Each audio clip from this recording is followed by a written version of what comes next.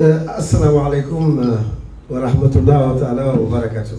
سامحوني دون نكلمكم بالفرنسي اللغة الفرنسية لا تسامحوني به نجافة دون كم كوي فرنسي دون حاجة c'est plus simple.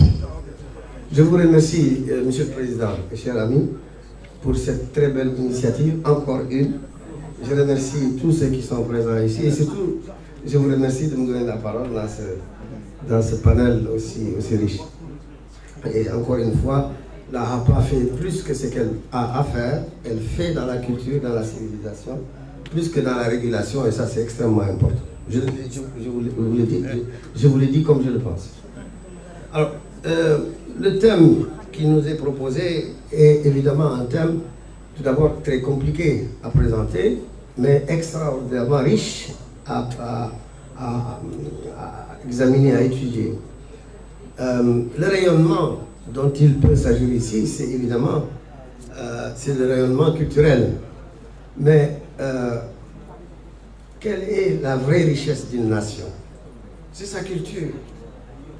C'est la culture qui est la vraie richesse d'une nation. Tout le reste peut passer.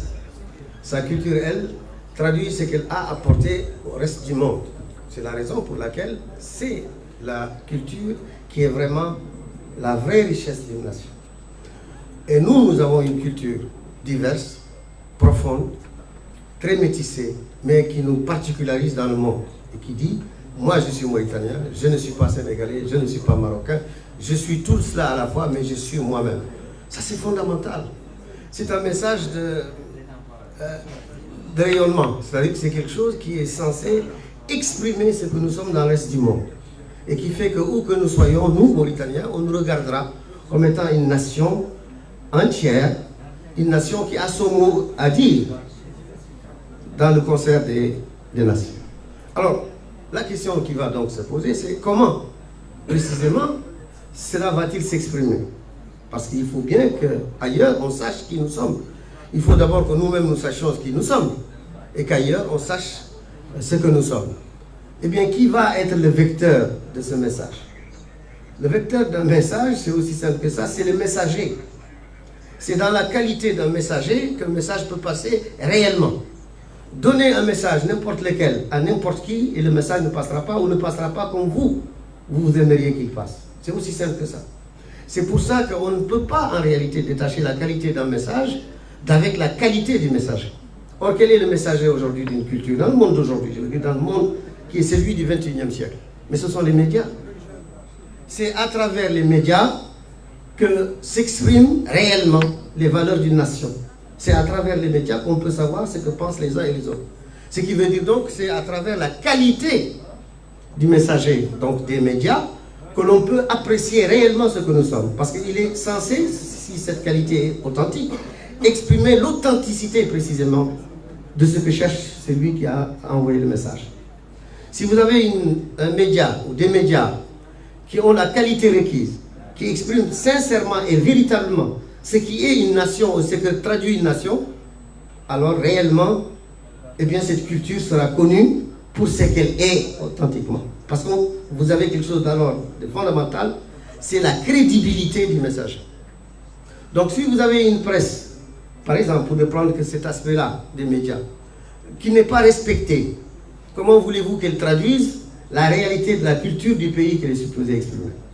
Si vous avez des médias qui peuvent être de faire ou dire du n'importe quoi, au point que finalement, il détourne, ou il se détourne lui-même de la mission, comment voulez-vous que le message porté, c'est-à-dire la culture précisément qu'elle est censée exprimer, puisse être ressenti comme une vraie culture?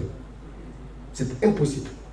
C'est la raison pour laquelle il est essentiel aujourd'hui, au XXIe siècle, au-delà des envolées académiques, de se rendre compte que l'un des éléments fondamentaux de ce qu'on appelle la soft power, qui fait qu'on est présent dans le monde, eh bien c'est la qualité précisément médiatique.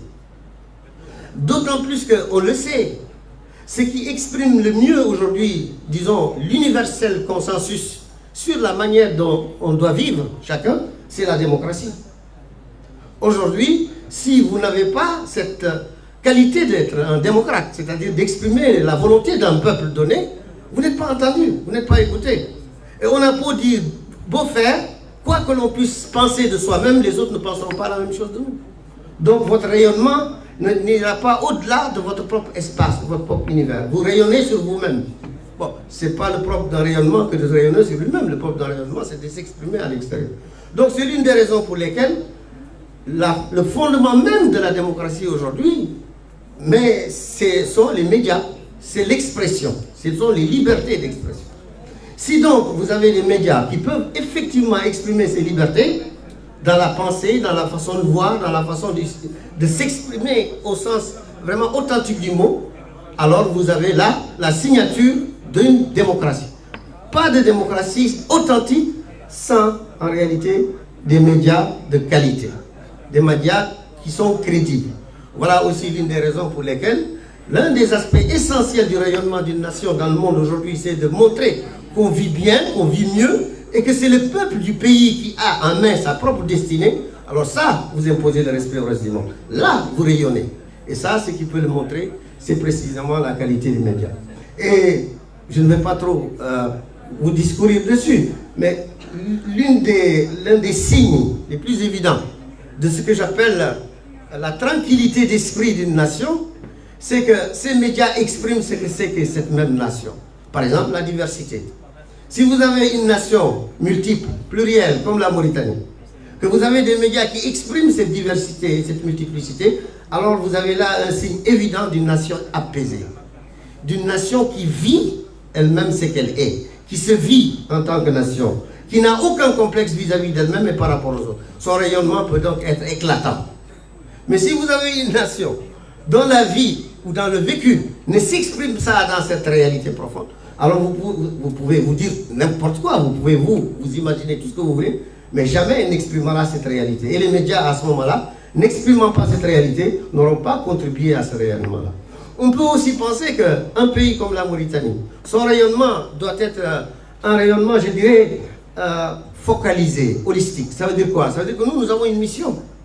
Les Mauritaniens, on doit se dire qu'on a une mission en tant que Mauritaniens. Ce n'est pas que je veuille nous faire du savon à nous-mêmes, mais c'est parce que nous sommes une nation qui, dans le monde, exprimons des valeurs que nous partageons avec d'autres et pour lesquelles on peut retrouver avec nous cette authenticité. Nous sommes musulmans. Quand nous parlons, il faut que nous exprimions ce caractère de ce qu'exprime notre culture. Nous sommes arabes, et lorsqu'on nous entend nous exprimer, et lorsque les médias s'expriment, ils montrent cette arabité. Nous sommes négro-africains, et lorsque nous nous exprimons et nous montrons ce que nous sommes, notre négro-africanité doit être exprimée. Mais qui peut le montrer plus et mieux que précisément les médias? Voilà pourquoi le média devient un pont. Il devient un pont exprimant la qualité de pont que représente notre nation. Et ça, c'est quelque chose qui n'a pas de prix. Vous savez, le fer, ça se finit, le poisson, ça peut disparaître. Tout ce qui est matériel peut, à un moment donné ou à un autre, disparaître pour une raison bien simple. C'est que la technologie peut dépasser les richesses que nous avons. Hein.